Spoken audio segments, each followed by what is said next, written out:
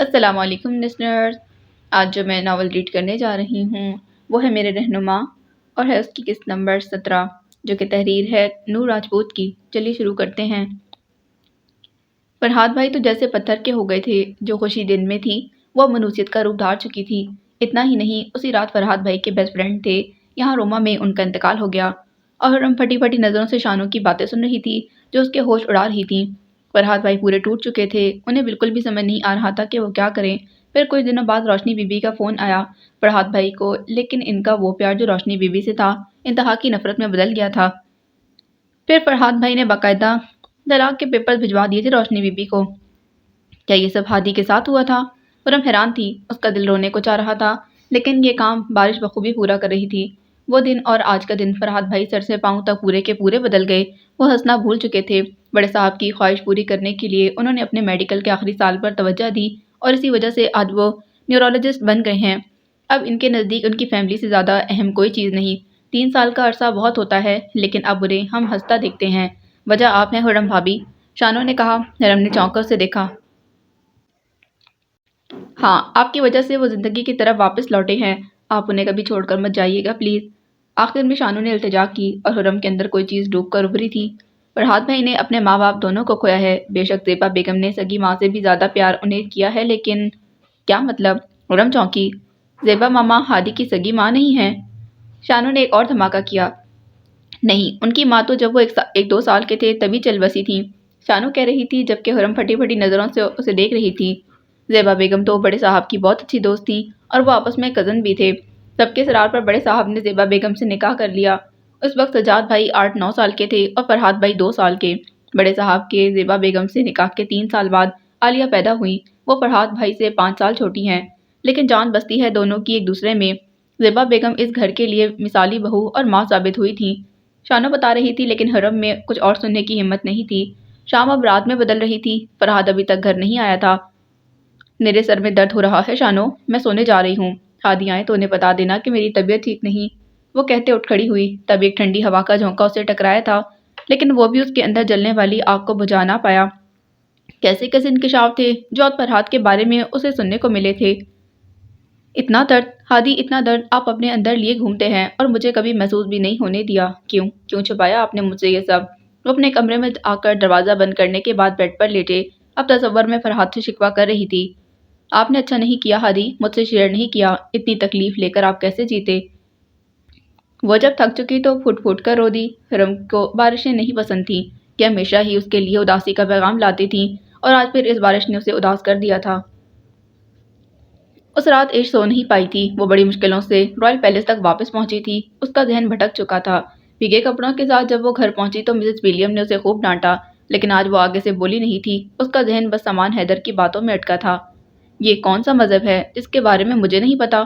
یہ کون سا دین ہے جس میں اتنی کشش ہے کہ ایک شخص 1 گھنٹے تک تیز برستی بارش میں اپنے خدا کی عبادت میں اس قدر مشغول تھا کہ اپنے ارد گرد کی ہر چیز بھلا چکا تھا؟ عشق کا سرکل ایسا تھا کہ کوئی مسلمان نہیں تھا۔ اس نے تو آج پہلی بار اس مذہب کا نام سنا تھا، اس کے پیروکاروں کو اپنی آنکھوں سے دیکھا، اور وہی چیز اسے بے چین کیے جا رہی تھی۔ وہ کسی چیز کو نہیں چھوڑتی تھی، پھر اللہ کی ذات اسے مخفی کیسے رہ گئی تھی؟ وہ سوچ رہی تھی۔ پھر وہ اپنے بستر سے اٹھی، اپنے 16ویں صدی کے کمرے سے 21ویں صدی کے کمرے میں آ گئی، وہاں سے لیپ ٹاپ اٹھا کر واپس اسی کمرے میں آئی۔ پھر وہ نیٹ آن کیے اسلام کے بارے میں سرچ کر رہی تھی، اور اس کی وہ پوری رات ایسے ہی گزر گئی تھی۔ جانے کیسی کشش تھی، وہ بس اس مذہب کے بارے میں لکھی ہر بات پڑھتی جا رہی تھی۔ میں نے کہا تھا نا، تمہارے وظیفے پورا ہونے سے پہلے وہ تم سے آ ملے گی، بابا جی نے کہا، اور سامان نے چونک کر انہیں دیکھا۔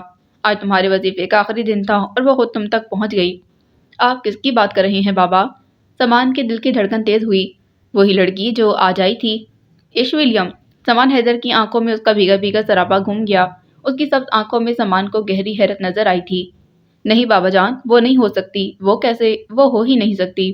سامان نے ماننے سے انکار کیا۔ کیوں نہیں ہو سکتی؟ کیونکہ وہ ایک یہودن ہے، سامان نے کہا۔ تو کیا ہوا؟ مجھے ایک یہودن اپنے ہمسفر کے طور پر قطعی منظور نہیں۔ بابا ہلکا سا مسکرائے۔ تم اور میں کون ہوتے ہیں خدائی کاموں میں دخل دینے والے؟ وہ مجھ سے ملی، یہاں تک آئی، وہ ایک حادثہ تھا بابا، سامان نے بے بسی سے کہا۔ کوئی حادثے نہیں ہوتے، ہر چیز کے پیچھے وجہ ہوتی ہے، اور جہاں تک بات ہے اس کی یہودی ہونے کی تو جو خدا اسے اپنے گھر تک لا سکتا ہے وہ اپنی ذات سے بھی روشناس کروا دے گا۔ بابا جی نے مسکرا کر کہا، اور سامان حیدر صرف دیکھ کر رہ گیا۔ اس کا ذہن کسی گہری سوچ کی آماجگاہ بنا ہوا تھا۔ عالم شاہ 26 سال پہلے اس یونیورسٹی میں پڑھتے تھے، آپ کے اسٹوڈنٹ تھے، یاد ہے آپ کو پروفیسر جوزف؟ فرحاد نے سامنے بیٹھے شخص سے پوچھا۔ پروفیسر نے چونک کر فرحاد کو دیکھا۔ 30 سال سے اس یونیورسٹی میں پڑھا رہا ہوں مسٹر آغا، یاد بھی نہیں ہر سال کتنے اسٹوڈنٹ ڈگری لے کر جاتے ہیں یہاں سے، پروفیسر نے جواب دیا۔ غلط، عالم شاہ کو آپ نہیں بھول سکتے، آپ کے دوست تھے وہ۔ میں کسی عالم شاہ کو نہیں جانتا۔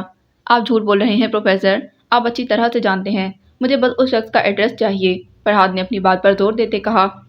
نہیں جانتا میں کسی عالم شاہ کو، اگر جانتا ہوتا تو بتا دیتا۔ پروفیسر اپنی جگہ سے اٹھ کھڑے ہوئے، ان کے چہرے پر پریشانی تھی۔ ٹھیک ہے، اٹس اوکے، اگر آپ سچ میں نہیں جانتے تو کوئی بات نہیں۔ فرحاد پروفیسر کے رخ موڑ کر کھڑے ہونے سے سمجھ گیا کہ وہ کچھ بتانا نہیں چاہتے، جبکہ پروفیسر اپنے تاثرات چھپانے کی ناکام کوشش کر رہے تھے۔ Okay professor, goodbye. Farhad چلتا ہوا دروازے تک آیا، پھر وہ رکا، پلٹا اور بولا، پروفیسر جوزف، زیبا عالم شاہ تو اچھی طرح یاد ہوں گی نا آپ کو؟ پروفیسر جوزف کرنٹ کھا کر پلٹے، حیرانی ان کے چہرے سے صاف نمایاں تھی۔ آہستہ آہستہ وہ حیرانی خوف میں بدل گئی۔ وہی زیبا عالم شاہ جس کو آپ کی وجہ سے طلاق ہوئی تھی، عالم شاہ نے اسے طلاق دی تھی، یاد ہے نا پروفیسر؟ فرحاد تاک تاک کر نشانے لگا رہا تھا، اور پروفیسر جوزف کے چہرے پر بے بسی پھیل گئی تھی۔ وہ اپنی کرسی پر ٹھہر گئے تھے۔ خرم اور واسو یونیورسٹی کے گراؤنڈ میں ایک کتاب سامنے رکھ کے سر جوڑے بیٹھے تھے، شاید کوئی بہت اہم ٹاپک تھا جو ڈسکس ہو رہا تھا۔ وہیں پر بیلا سائیکل پر ان کے گرد دائرے میں چکر لگا رہی تھی، جبکہ ارش اس کی ویڈیو بنا رہی تھی۔ دونوں نے کافی شور مچایا ہوا تھا۔ آج رون اور ڈان غائب تھے، اور اسی بات کی خوشی بیلا کو اس طرح انجوائے کرنے پر اکسا رہی تھی۔ چپ کرو تم دونوں، خرم نے انہیں دیکھتے کہا، شور کی وجہ سے اس کی پڑھائی متاثر ہو رہی تھی۔ پڑھاکو، اگر تم لوگوں کو اتنی پرابلم ہو رہی ہے تو کہیں اور جا کر بیٹھ جاؤ، لیکن اس بات کو یاد رکھو کہ ہم وہاں بھی آ جائیں گے۔ بیلا نے جان بوجھ کر انہیں تنگ کرنے کو کہا۔ سسٹر، انہیں چھوڑو، ادھر دھیان دو، واسو نے خرم سے کہا جو بڑی بڑی آنکھیں نکالے ارش اور بیلا کو گھور رہی تھی۔ تبھی سائیکل چلاتی بیلا کی نظر سامنے آتے شخص پر پڑی تھی۔ وہ حیران رہ گئی، اسے یاد نہیں رہا کہ وہ سائیکل چلا رہی تھی۔ ذہن بھٹکا تو توازن بھی کھو گیا، وہ سائیکل سمیت دھڑام سے نیچے گری۔ ہاں، ارش اسے گرتا دیکھ کر حیران رہ گئی، اور پھر ہنسی کا فوارہ اس کے منہ سے پھوٹ پڑا تھا، جبکہ وہ نیچے گری اس شخص کو دیکھ رہی تھی جو ان کی طرف آ رہا تھا۔ بلیک جینز، بلیک شرٹ اور بلیک ہی جیکٹ کے ساتھ موبائل کان سے لگائے وہ ان کی طرف بڑھ رہا تھا۔ بیلا کو نیچے گرتے دیکھا تو دوسرے ہاتھ سے بلیک چشمہ آنکھوں سے اتارا۔ او ایم جی، کون ہے یہ شخص؟ بیلا ایک دم اٹھی، البتہ سائیکل سے پاؤں اٹکنے کے باعث جو اس کے ساتھ ہی نیچے گری تھی، ایک بار پھر دھڑام سے نیچے گری۔ کیا آپ ٹھیک ہیں؟ وہ اس کے پاس آ کر گویا ہوا۔ یس یس، بیلا اب کی بار ذرا دھیان سے کھڑی ہوئی، جبکہ ارش بھی دھیان سے اس شخص کو دیکھ رہی تھی۔ ارش اسے پہچان گئی تھی، اس شخص کی تصویر اس نے خرم کے موبائل میں دیکھی تھی۔ اوہ، تو یہ خرم کے کزن ہادی ہیں۔ وہ چونکی۔ خرم، اب وہ خرم کو بلا رہی تھی، جو پوری توجہ کتاب پر مرکوز کیے بیٹھی تھی، لیکن خرم نے کوئی جواب نہیں دیا۔ خرم، اب کی بار ارش نے ذرا اونچا پکارا۔ ارش، مجھے تنگ مت کرو، خرم نے بنا دیکھے غصے سے جواب دیا۔ اس کا چہرہ دوسری طرف تھا، اس لیے وہ فرحاد کو نہیں دیکھ پائی تھی۔ فرحاد اسے دیکھ چکا تھا۔ جب ارش کے بلانے پر بھی اس نے کوئی رسپانس نہیں دیا تو فرحاد نے موبائل سے اسے کال کی، جبکہ بیلا تو اس کے چہرے کے قد و خال دیکھنے میں مگن تھی۔ کوئی اتنا ڈیشنگ کیسے ہو سکتا ہے؟ وہ سوچے جا رہی تھی۔ بیلا کو ہر خوبصورت لڑکے پر کرش ہو جاتا تھا۔ ایک دن پہلے تک وہ رومان پر دل و جان سے فدا تھی، جبکہ اب فرحاد آغا کو دیکھنے کے بعد وہ اس قدر بدحواس ہوئی کہ 2 بار زمین کو اپنا دیدار کروا دیا۔ خرم نے جب فرحاد کی کال دیکھی تو فٹ کتاب کو چھوڑ کر اس کی کال ریسیو کی۔ فرحاد کے ہونٹوں پر مسکراہٹ دوڑی۔ کہاں ہو خرم؟ فرحاد نے فوراً پوچھا۔ یونیورسٹی میں ہوں۔ کیوں، کیا ہوا؟ وہ اس سے ناراض تھی۔ اچانک اسے یاد آ گیا اور لہجے کا جوش و خروش ایک دم مدھم پڑ گیا۔ فری ہو یا بزی؟ وہ پوچھ رہا تھا، جبکہ بیلا اور ارش کبھی خرم کو دیکھ رہی تھی تو کبھی فرحاد کو۔ ابھی فری ہوں، اور نیکسٹ بھی فری ہو یا بزی؟ نیکسٹ لیکچر فری ہے، وہ بتا رہی تھی۔ تو پھر ٹھیک ہے، گھر آ جاؤ۔ کیوں؟ خرم نے پوچھا۔ ویسے ہی، خود ہی تو کہا تھا کہ فری ہو تو گھر آ جاؤ۔ آپ کہاں ہیں؟ خرم نے سوال کیا۔ میں اس وقت گھر ہوں، فرحاد کو شرارت سوچ رہی تھی۔ اچھا، تو میں ابھی نہیں آ سکتی، میں بزی ہوں۔ مگر ابھی تو تم نے کہا کہ تم فری ہو۔ ہاں کہا تھا، لیکن ابھی میں بزی ہو گئی ہوں، خرم نے کہا، اور اس کی بات پر فرحاد کا کہکا بلند ہوا۔ خرم نے چونک کر پیچھے دیکھا تو سامنے کھڑے فرحاد کو دیکھ کر حیران رہ گئی۔ ہادی، آپ؟ وہ ایک جھٹکے سے کھڑی ہوئی تھی، کتاب گود سے پھسل کر زمین پر جا گری۔ کیا ساری لڑکیاں فرحاد آغا کو دیکھ کر ایسے ہی نروس ہو جاتی تھیں کہ یوں الٹی سیدھی حرکتیں کرنے لگ جائیں؟ ہاں وہ چلتا اس کے پاس آیا۔ آپ یہاں کیا کر رہے ہیں؟ ایک کام تھا، اسی سلسلے میں آیا تھا۔ اب جلدی چلو، آپا اور شانو گھر پر تمہارا ویٹ کر رہی ہیں، وہ کہہ رہا تھا، اور ہرم نے کسی روبوٹ کی طرح اپنا بیگ اٹھایا۔ وہ جانے کے لیے مڑی۔ ویسے اپنے فرینڈ سے میرا تعارف نہیں کرواؤ گی کیا؟ فرحاد نے شرارت سے کہا۔ او سوری، وہ پلٹی۔ یہ واسع بھائی ہیں، یہ عرش ہے اور یہ بیلا۔ اس نے ایک ہی بار میں تینوں کا تعارف کروا دیا۔ اور گائز یہ ہے میرے کزن ہادی، سو ہینڈسم، بیلا نے فوراً کہا۔ Thank you pretty girl. Farhad نے اس کے کمپلیمنٹ کا جواب فوراً دیا۔ اچھا ہم چلتے ہیں، کل ملیں گے، وہ کہتی آگے بڑھ گئی۔ وہ مزید وہاں رکنا نہیں چاہتی تھی، جبکہ فرحاد کو اس کے انداز پر رہ رہ کر ہنسی آ رہی تھی جسے وہ مشکل سے کنٹرول کر رہا تھا۔ وہ آج پھر اسے نظر آیا تھا۔ آج آرٹ گیلری آئی تھی، وجہ پینٹنگز کی ایگزیبیشن تھی جو وہ دیکھنے آئی تھی۔ جیسے ہی وہ گیلری کی سیڑھیوں سے نیچے اتری، اس کی نظر سامان حیدر پر پڑی۔ وہ اپنی ٹیکسی سے ٹیک لگائے کھڑا تھا، ایسا لگ رہا تھا جیسے وہ کسی سے فون پر بات کر رہا ہو۔ اسے دیکھ کر خوش ہوئی اور پھر پرجوش سی اس کی طرف بڑھی۔ ہائے، وہ اس کے قریب آ کر بولی، آپ یہاں کیا کر رہے ہیں؟ آپ کون؟ سامان حیدر نے اسے دیکھ کر پوچھا۔ دونوں ایک دوسرے کو آپ کہہ کر مخاطب کر رہے تھے۔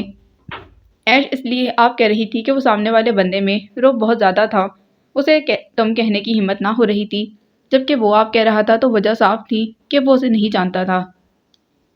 عشق کے چہرے پر ایک سایہ سا آ کر گزر گیا۔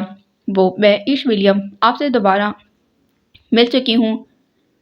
عشق حیران تھی کہ پچھلی بار وہ 10 دنوں کے بعد بھی اسے فوراً پہچان گیا تھا، جبکہ آج 2 دنوں بعد ملاقات ہو رہی تھی تو وہ پہچاننے سے عاری تھا۔ حالانکہ ایک پل بھی ایسا نہیں تھا جب وہ اسے بھولی ہو۔ پچھلے 2 دنوں سے وہ بہت بزی تھی۔ آج وہ اس مسجد میں جانے کا سوچ رہی تھی۔ وہ ایگزیبیشن سے سیدھا وہی جانے والی تھی، لیکن پھر اسے سامنے دیکھ کر اس کی طرف آئی۔ ملے ہوں گے، میں ایک ٹیکسی ڈرائیور ہوں، روزانہ سینکڑوں مسافروں سے ملتا ہوں، وہ تھرد لہجے میں بول رہا تھا۔ ہاں، پر ہماری ملاقات ایک مسجد میں ہوئی تھی 2 دن پہلے رات کو، کچھ یاد آیا؟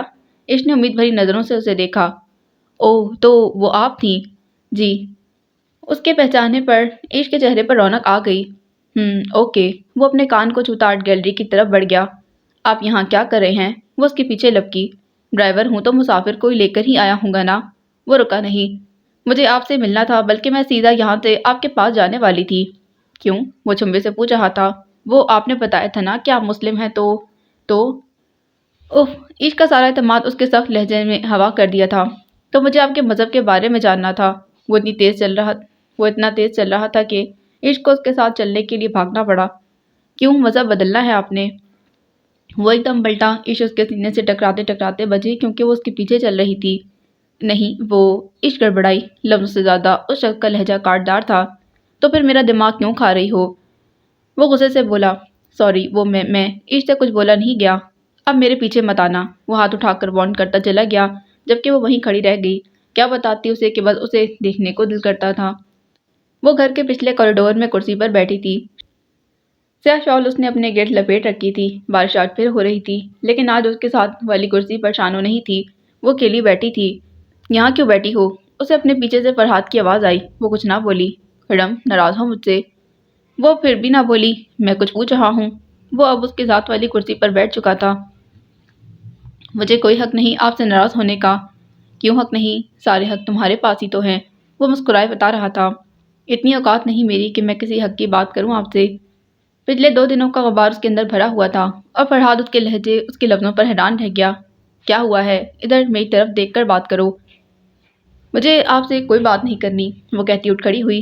لیکن مجھے بات کرنی ہے تم سے۔ برستی بارش میں اس کا ہاتھ پکڑ کر التجا کی تھی، اور ہرم کو اس کے نرم لہجے پر مزید رونا آیا۔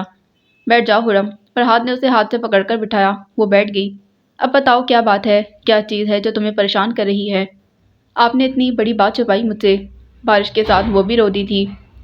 اس قابل نہیں سمجھا آپ نے مجھے، اور فرحاد اس کے رونے پر بوکھلا گیا تھا۔ رو کیوں رہی ہو پاگل؟ چپ کرو پلیز، میں روتا ہوا نہیں دیکھ سکتا تمہیں۔ وہ شاید پہلی بار اس کے سامنے روئی تھی، اور فرحاد تو اسے خواب میں بھی روتا دیکھ کر پریشان ہو جاتا تھا۔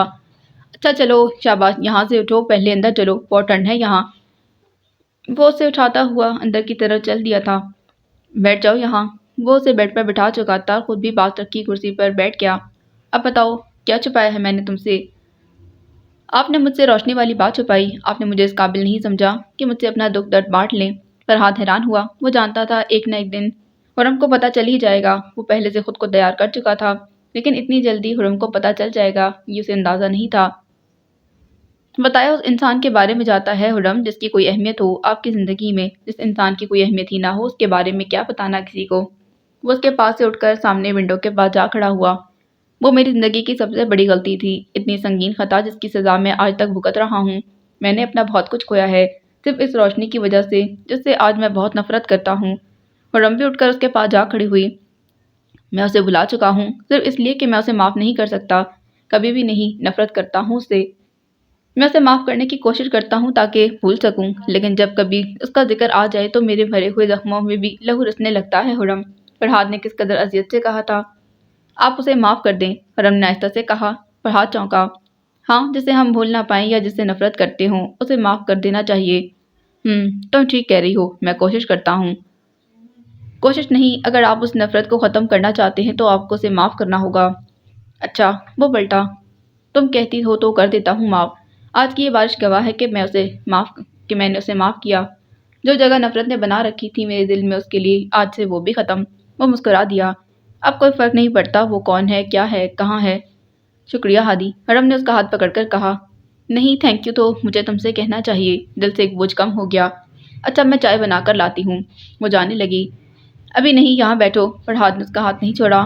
جانتی ہو، میں ایسا نہیں تھا جیسے تمہارے سامنے کھڑا ہوں۔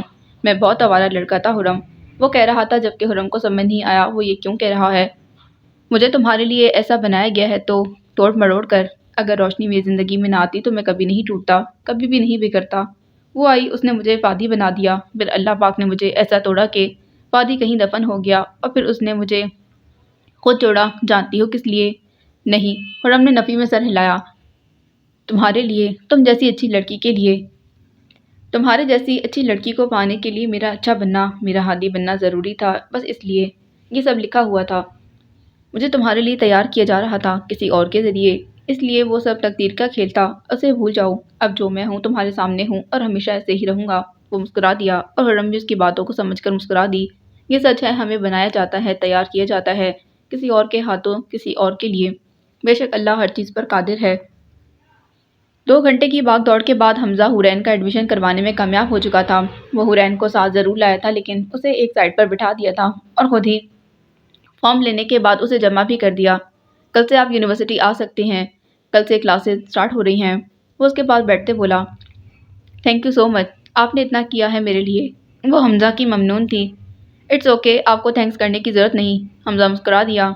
حمزہ OEST، اچانک ایک طرف سے کسی نے اسے پکارا۔ حمزہ نے رخ موڑ کر دیکھا تو اس کا کلاس میٹ کھڑا حیرت سے اسے دیکھ رہا تھا۔ تم یہاں کیا کر رہے ہو؟ موہت تم؟ حمزہ اس کی طرف بڑھا۔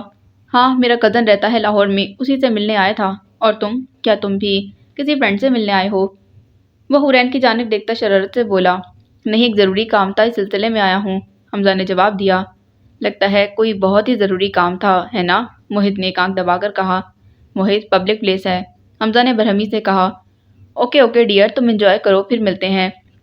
وہ جاتے جاتے بھی شرارت کرنا نہ بھولا تھا۔ تمہیں میں بعد میں پوچھتا ہوں، حمزہ بڑبڑایا، جبکہ حورین کنفیوز ہی دونوں کو دیکھ رہی تھی۔ چلیں آپ کو گھر ڈراپ کر دوں، وہ حورین کے پاس آ کر بولا، اور حورین اس بات میں سر ہلاتی آگے بڑھ گئی تھی۔ کیا کوئی مجھے بتائے گا کہ محبت کیا ہے؟ پروفیسر جوزف کلاس کی طرف دیکھتے پوچھنے لگے۔ ان کا آج کا ٹاپک محبت تھا۔ وہ اسٹوڈنٹس کی طرف دیکھ کر پوچھ رہے تھے، لیکن کوئی بھی اس موضوع کے متعلق بحث کرنے کو تیار نہیں تھا۔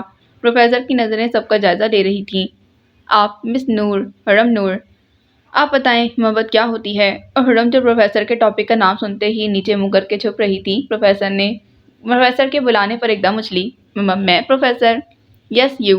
ساری کلاس کی نظر حرم پر تھی۔ نو سوری سر، مجھے کوئی آئیڈیا نہیں۔ وہ معذرت کر کے اپنی سیٹ پر بیٹھ گئی تھی، لیکن کوئی نہیں جانتا تھا یہ سوال اسے اندر تک ہلا گیا تھا۔ محبت کا ذکر ایسی تکلیف میں مبتلا کرتا تھا اسے جس کا کوئی اندازہ نہیں لگا سکتا تھا۔ آپ مس بیلا، پروفیسر نے اب پاس بیٹھی بیلا سے کہا۔ یس پروفیسر، بیلا سٹپٹائی۔ آپ کچھ بتانا چاہیں گی؟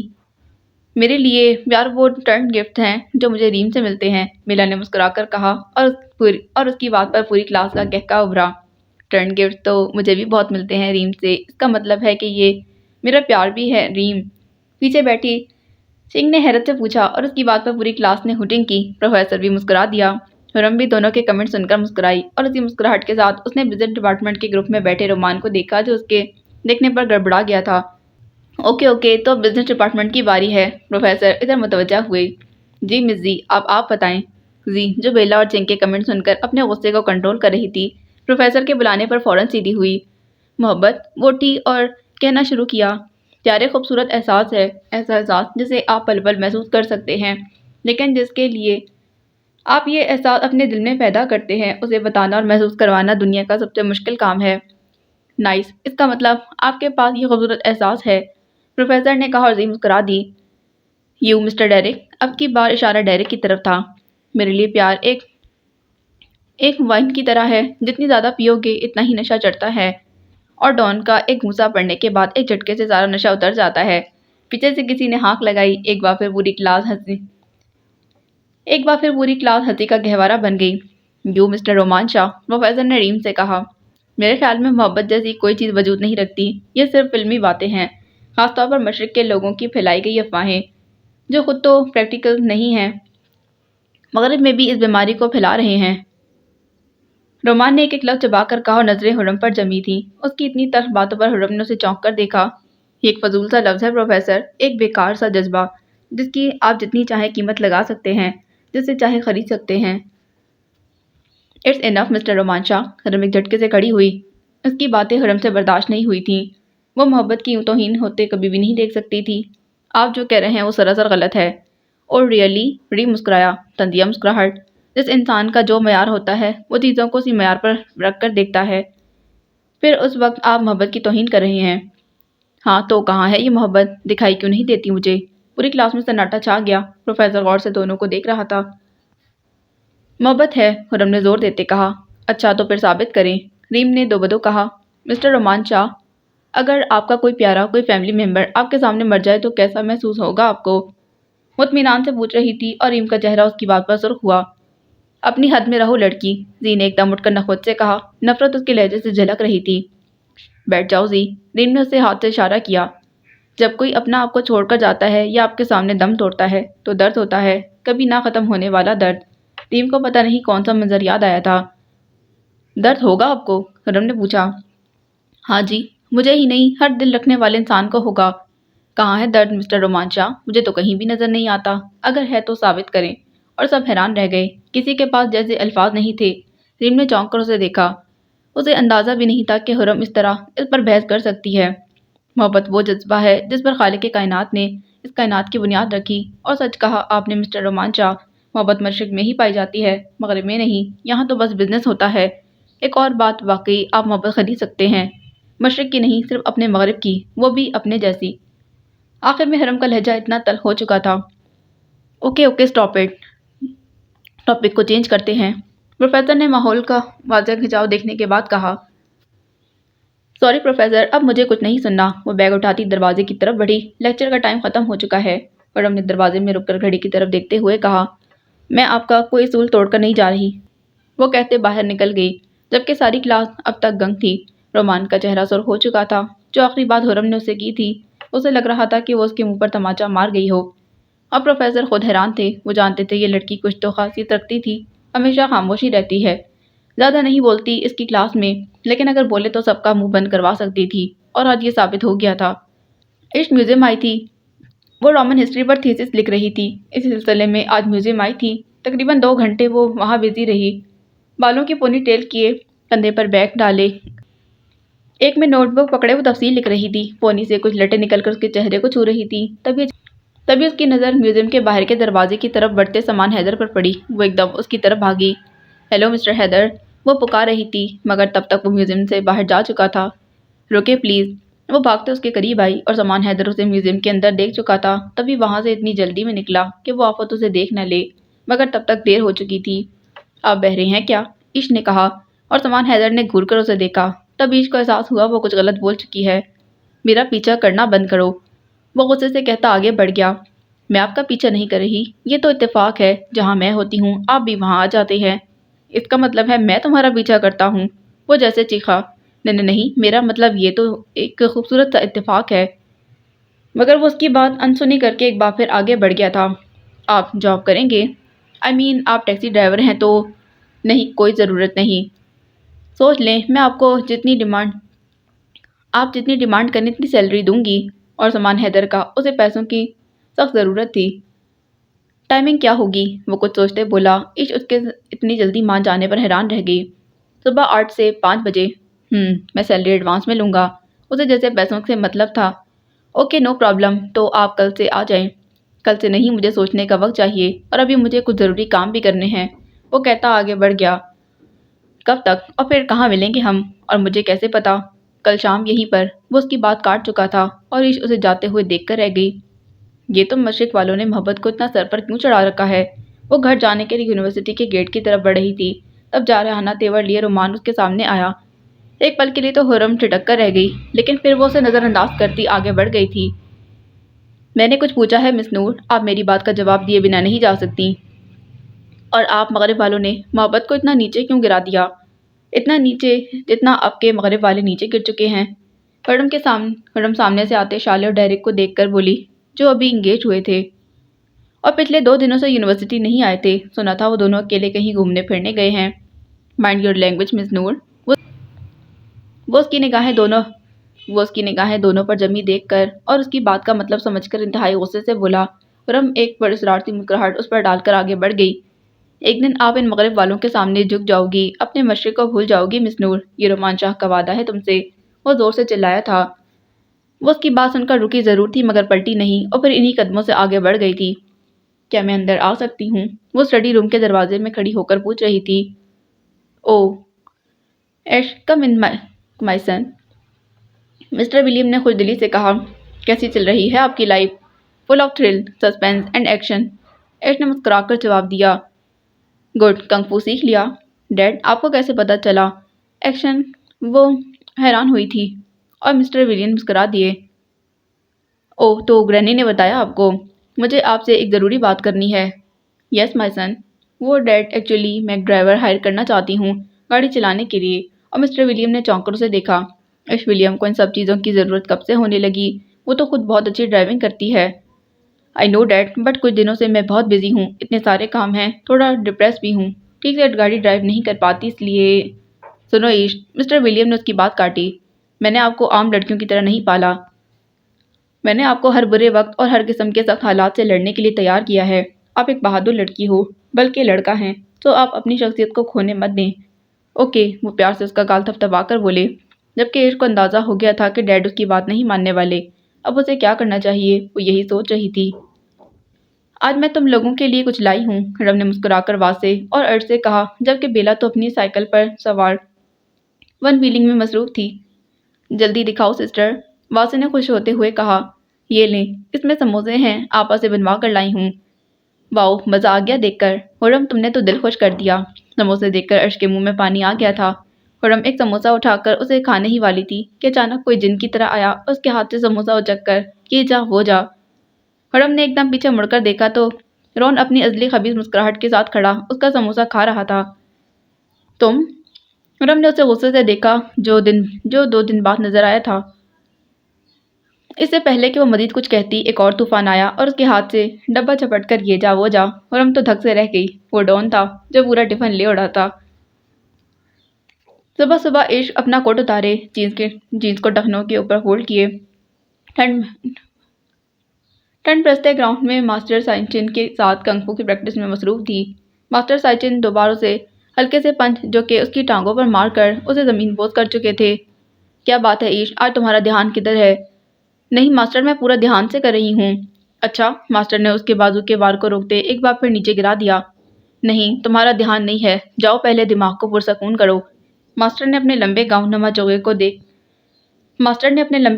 چوغے کو ہاتھ کی مدد سے لہراتے ہوئے کہا اور اندر کی طرف بڑھ گیا۔ یہ ان کا ایک خاص انداز تھا۔ ماسٹر، عش انہیں پکارتے ہوئے ان کے پیچھے بھاگی۔ آپ کو کیسے پتا؟ دنیا میں 2 ہی جذبے ہیں جو انسان کو کنٹرول کرتے ہیں، نمبر 1 نفرت، نمبر 2 محبت۔ وہ رکے۔ ایش ان کی بات سن کر گڑبڑائی، اور جہاں تک میرا خیال ہے تم اس وقت نمبر 2 کی شکار لگ رہی ہو۔ وہ حیران رہ گئی تھی۔ ماسٹر سائچن غور سے اسے دیکھ رہے تھے۔ اگر تمہارے ہاتھوں میں کپکپاہٹ ہوتی تو ظاہر ہوتا کہ نفرت کا جذبہ تمہارے دماغ کو کنٹرول کر رہا ہے، پر نہیں، کپکپاہٹ تمہارے ہونٹوں میں ہوئی ہے اور تمہاری پلکوں کا لرزنا اس بات کا ثبوت ہے کہ محبت کا جذبہ تمہارے دل سے ہو کر تمہارے دماغ تک پہنچ رہا ہے۔ ہاتھوں کی کپکپاہٹ نفرت کا کیسے پتہ دیتی ہے؟ اگر ایک انسان کے ہاتھ کسی کے نام یا کسی انسان کے ذکر پر کپکپائیں اور اس کے فوراً بعد وہ اپنی مٹھیاں بھیج لے تو یہ نفرت کی ایک نشانی ہے، کیونکہ جب انسان مٹھی بند کرتا ہے تو وہ اپنے غصے نفرت کو ضبط کر رہا ہوتا ہے۔ آپ کو یہ سب کیسے پتا ماسٹر؟ وہ ابھی بھی حیران تھی۔ محبت کرو ضرور کرو، مگر اسے اپنے دماغ کو کنٹرول مت کرنے دو۔ نفرت انسان کے دل کو ختم کرتی ہے، جبکہ محبت دماغ کو۔ وہ کہہ کر رکے نہیں بلکہ ایک بار پھر چلنا شروع ہو گئے تھے۔ محبت اور نفرت میں کیا فرق ہے ماسٹر؟ نفرت انسان کو مضبوط بناتی ہے۔ ہمارا کسی سے بدلہ لینا نفرت کے جذبے میں آتا ہے، اور کسی سے بدلہ لینے کے لیے ہم خود کو بہت تیار کرتے ہیں، بہت ہی مضبوط بناتے ہیں اپنے آپ کو۔ کبھی کبھی یہ بہت کارگر ثابت ہوتا ہے، لیکن یہ بہت خطرناک جذبہ ہے۔ یہ دل کو دبا کرتا ہے، ہر خوشی کو ختم کر دیتا ہے، سکون کو آپ کی زندگی سے نکال دیتا ہے۔ تب آپ کے پاس دھیان لگانے کے لیے سکون نہیں ہوتا، اب ہر جان میں پیچھے رہ جاتے ہیں۔ اور محبت دونوں کام کرتی ہے۔ یہ جتنا انسان کو مضبوط بناتی ہے، اس سے زیادہ اسے کمزور بھی کر دیتی ہے۔ یہ آپ کے ذہن کو بھٹکاتی ہے کہ دماغ کو اس کے ساتھ اصل تسلسل سے انکار کر کے ایسی دنیا میں لے جاتی ہے جہاں صرف دل کا کام ہوتا ہے، دماغ کا نہیں۔ آپ اتنا کچھ کیسے جانتے ہیں؟ وہ ان کے ساتھ ساتھ چل رہی تھی۔ زندگی کا ہر پل انسان کو ایک نیا سبق دے رہا ہوتا ہے، بس اس وقت اس سبق کو حاصل کرنے اور دیکھنے کے لیے قوت کی ضرورت ہوتی ہے، وہ طاقت جو وہ سبق پہچاننے میں ہماری مدد کرے۔ محبت انسان کو کمزور کیسے بناتی ہے ماسٹر؟ وہ پوچھ رہی تھی۔ اب وہ دونوں قہوہ خانے میں داخل ہو گئے تھے۔ جب انسان سے محبت ہو، جب اسے کھونے کا ڈر لاحق ہو جائے تو سمجھ جاؤ یہ جذبہ تمہیں کمزور بنا رہا ہے۔ اس خوف کو اپنے اوپر حاوی مت ہونے دو کہ ہمیں ہمارا محبوب ملے گا یا نہیں، بس اس سے محبت کرو، کرتے جاؤ بنا کسی مطلب کے، بنا کسی امید کے۔ جب امید ٹوٹتی ہے تو درد ہوتا ہے، وہی درد انسان کو کمزور بنا دیتا ہے۔ وہ دونوں ایک میز پر بیٹھ چکے تھے، اور جب تم ایسی محبت سے محبت کرتے ہو جو اس محبت کے قابل ہے، جسے کھونے کا ڈر نہ ہو، تو وہ تمہیں اتنی مضبوطی فراہم کرتی ہے کہ ایک دن تم دنیا فتح کر لیتے ہو، اسے اپنے سامنے جھکا دیتے ہو۔ ماسٹر نے کہنے کے بعد قہوے کی پیالی اٹھا کر منہ سے لگائی جو بیڑا ان کے سامنے رکھ کر گیا تھا۔ اور ایسی ذات کون سی ہے ماسٹر؟ یہی تو تمہیں جاننا ہے عشق، کھوج کرو ذات کی، وہ ذات تمہیں اس سے ملوا دے گی۔ 50 سالہ ماسٹر سائچن کے پاس ان کی زندگی سے زیادہ تجربہ تھا۔ عشق اپنے آپ کو خوش نصیب سمجھتی تھی کہ اسے ایسے انسان سے اتنا اچھا سبق سیکھنے کو مل رہا تھا۔ مجھے اب چلنا چاہیے پروفیسر، لیٹ ہو رہا ہے۔ وہ اٹھتے ہوئے بولی۔ پروفیسر نہیں، ماسٹر کہا کرو، کتنی بار سمجھایا ہے۔ او سوری ماسٹر، بھول گئی تھی، عشق نے مسکراتے کہا اور کرسی پر رکھا اپنا چوکا اٹھایا جو وہ وہاں پہن کر آتی تھی۔ وہ اسے اتار کر کنفو سیکھ رہی تھی، کیونکہ ابھی اس قدر ماہر نہ ہوئی تھی کہ وہ ماسٹر سائچن کی طرح اتنا بھاری چوگا نما گاؤن پہن کر لڑے، اور ماسٹر تو اگر صرف اپنا چوگا ہوا میں ایک جھٹکے سے لہرا کر سامنے کھڑی عشق کو مارتے تو وہ ہوا میں اچھلتے ہوئے نیچے گر جاتی۔ ہر روز کچھ نیا کرتب دکھاتے تھے، اور عشق کو ابھی بہت کچھ سیکھنا تھا ان سے۔ واقعی آج کل اس کا ذہن بھٹکا ہوا تھا، اسے آج کچھ کرنا تھا، کچھ خطرناک تھا، وہ خود کو اس کے لیے تیار کر رہی تھی۔ میرا ٹفن واپس کر دو ڈون، حرم نے اٹھتے ہوئے کہا۔ وہ اب واپس نہیں کرنے والے حرم، جانے دو انہیں۔ وہ دونوں واقعی خباثت سے مسکراتے بزنس ڈپارٹمنٹ کی طرف جا رہے تھے، ڈیم سے پنگا لینے۔ کل ہفتہ ہے تو ہم گھومنے جا رہے ہیں، آپ چلیں گی ساتھ سسٹر؟ واسطے نے سموسہ کھاتے کہا جو اس نے ٹفن سے نکال لیا تھا۔ کیا واقعی؟ کہاں جا رہے ہو؟ حرم نے حیران ہوتے پوچھا۔ کولوسیم میوزیم، میں نے اس کے بارے میں سنا ہے مگر دیکھا نہیں ہے ابھی تک۔ جانتا ہوں، اس لیے ہم کل جا رہے ہیں، ایک دن کا ٹور ہے، صبح جائیں گے، شام تک گھوم پھر کر واپس آ جائیں گے۔ واسطے تفصیل بتا رہا تھا۔ اور ہم نے تمہاری ٹکٹ بھی لے لی ہے، عرش نے بتایا۔ میوزیم میں انٹر ہونے کے لیے ٹکٹ کا ہونا ضروری ہے، اور اسے لینے کے لیے ایک لمبی لائن میں کھڑا ہونا پڑتا ہے، اس لیے میں نے ان کی ویب سائٹ سے پہلے ہی ٹکٹ بک کروا لی ہیں، اب ہمیں لائن میں کھڑا نہیں ہونا پڑے گا، واسطے نے تفصیل سے بتایا۔ ایک اور ٹکٹ کتنے کی ہے؟ حرم نے پوچھا۔ 50 یورو۔ 50 یورو کی ایک ٹکٹ؟ تو آپ صبح 7 بجے یہاں یونیورسٹی میں ہی آ جائیے گا، ہم سب یہاں سے اکٹھے ہو کر جائیں گے۔ میں ابھی کچھ کنفرم نہیں کہہ سکتی، مجھے ہادی سے پوچھنا پڑے گا، اگر انہوں نے اجازت دی تو، ورنہ نہیں۔ کیوں نہیں؟ ادھر دو فون، ابھی ان سے بات کر لیتے ہیں۔ نہیں، میں خود ہی کر لوں گی، حرم نے جواب دیا۔ تم کل آ رہی ہو بس، ہمیں اور کچھ نہیں سننا، عرش نے منہ بنا کر کہا۔ اوکے بابا، آ جاؤں گی، حرم اس کے پھولے منہ کو دیکھ کر مسکرا دی تھی۔ فون کی گھنٹی بج رہی تھی۔ مسز ولیم بڑبڑاتے فون کی طرف بڑھی اور پھر فون اٹھانے کے بعد جو پہلی خبر انہیں ملی وہ گنگ رہ گئی تھی۔ کیا کہاں اب عیش؟ وہ تو ٹھیک ہے نا؟ وہ بدحواس سے پوچھ رہی تھی۔ کیا ہوا عیش کو؟ کس کا فون ہے؟ پاس سے گزرتی گرینی نے پوچھا۔ عیش کا ایکسیڈنٹ ہو گیا ہے، وہ ہاسپٹل ہے۔ مسز ولیم اب کپکپاتے ہاتھوں سے کسی کا نمبر ڈائل کر رہی تھی اور یہ خبر سن کر گرینی کا دل بھی دہل گیا تھا۔ کیسے ہوا یہ سب؟ مسز ولیم نے بیڈ پر بیٹھی عیش کو گھور رہی تھی، جس کے چہرے پر اطمینان پھیلا تھا۔ ماتھے پر پٹی لگی تھی اور دائیں ہاتھ کی ایک ہڈی فریکچر ہو گئی تھی۔ پتہ نہیں، مجھے پتہ ہی نہیں چلا۔ کیوں آنکھیں بند کر کے گاڑی چلا رہی تھی تم؟ مسز ولیم کو غصہ آ گیا۔ وہ مام، ایک چھوٹی سی بلی آ گئی تھی گاڑی کے سامنے، اسے بچانے کے لیے میں نے گاڑی کا رخ موڑ دیا اور پھر وہ سائڈ پر لگے درخت سے جا ٹکرائی تھی۔ بہت خوب، بس کرو اب، بچی کی جان لوگی کیا؟ گرینی نے اسے ٹوکا۔ کہا تھا میں نے ولیم سے کہ بچی کو ایک ڈرائیور لگوا دو، مگر نہیں، اس نے تو اسے نہ جانے کیا سمجھ رکھا ہے۔ آنے دو، میں اس کی کلاس لوں گی۔ اب گرینی بول رہی تھی، وہ بھی غصے سے، اور عیش کے ہونٹوں پر پراسرار سی مسکراہٹ دوڑ گئی تھی۔ وہ کب سے ہسٹری میوزیم کی سیڑھیوں پر بیٹھی سامان حیدر کا انتظار کر رہی تھی، مگر شاید وہ بھول چکا تھا کہ اسے عیش سے ملنا تھا۔ اس کے پٹی سے لپٹے ہاتھ میں درد ہو رہا تھا۔ جان بوجھ کر درخت سے گاڑی ٹھوک دینے کا حوصلہ بھی صرف عیش ولیم میں تھا، لیکن اس کی حرکت کام آ گئی تھی۔ گرینی نے ڈیڈ سے اسے ڈرائیور رکھنے کی اجازت دلوا دی تھی۔ تبھی اس کی نظر سامان کی ٹیکسی پر پڑی جو اس کی طرف ہی آ رہی تھی۔ عیش دور سے ہی اس کی ٹیکسی کو پہچان گئی تھی اور پھر ایک دم خوشی سے اٹھ کھڑی ہوئی۔ ہاتھ میں جھٹکا لگنے کے باعث درد سے بلبلا اٹھی تھی۔ وہ اپنی گاڑی کو ایک طرف پارک کرتا اس کی طرف بڑھا تھا اور پھر اسے یوں پٹیوں میں جکڑا دیکھ کر حیران رہ گیا۔ میں کب سے انتظار کر رہی تھی، شکر ہے آپ آ گئے، تھوڑا جلدی آ جاتے تو اچھا تھا۔ یہ کیا ہوا؟ وہ اس کے ہاتھ کی طرف اشارہ کر کے پوچھ رہا تھا۔ وہ ایک چھوٹا سا ایکسیڈنٹ ہو گیا صبح۔ عیش ولیم، اور اس سے ایکسیڈنٹ؟ بات ہضم نہیں ہو رہی تھی۔ سچ میں ایکسیڈنٹ ہوا ہے؟ یقین نہیں ہو رہا تو بینڈیج اتار کر دیکھ لیں۔ مجھے کوئی ضرورت نہیں چیک کرنے کی، جلدی بولو جو کہنا تھا، مجھے ایک ضروری کام سے جانا ہے۔ کل سے آپ اپنی ٹیکسی ڈرائیو نہیں کریں گے۔ عیش نے جیسے آرڈر دیا اور پھر سامان میرا مطلب رات کو چلا سکتے ہیں، دن میں تو آپ میری گاڑی ڈرائیو کریں گے نا؟ وہ کچھ سوچتا آگے بڑھا۔ رکیں، کہاں جا رہے ہیں آپ؟ عیش اس کے پیچھے لپکی، جانے وہ ہمیشہ اتنی جلدی میں کیوں ہوتا تھا۔ تمہیں گھر چھوڑنے جا رہا ہوں، جلدی گاڑی میں بیٹھو اور پلیز بولنا مت، خاموش رہنا۔ مجھ سے چپ نہیں بیٹھا جاتا۔ تو ٹھیک ہے پھر جاؤ کسی بس میں۔ اور صاف انکار کرتا گاڑی میں بیٹھ چکا تھا۔ نہیں، آپ کے ساتھ ہی جاؤں گی۔ وہ فٹافٹ گاڑی کا دروازہ کھول کر اندر بیٹھ گئی اور سامان نے اس کی حرکت پر اسے گھورا۔ اب کیا ہوا؟ عیش نے روحان سے ہو کر پوچھا۔ پیچھے جا کر بیٹھو، میں تمہارا ڈرائیور ہوں، اور کبھی آگے بیٹھنے کی حرکت مت کرنا، وہ غصے سے بول رہا تھا۔ عیش منہ بناتی پیچھے جا بیٹھی۔ وہ کچھ کہنے والی تھی، پھر کچھ یاد آنے پر خاموش ہو گئی اور سامان حیدر پوری توجہ سے گاڑی چلا رہا تھا۔ اگلی صبح وہ 8 بجے یونیورسٹی پہنچ گئی تھی اور اسٹوڈنٹس کے ہجوم کو دیکھ کر حیران رہ گئی۔ اتنے سارے اسٹوڈنٹ!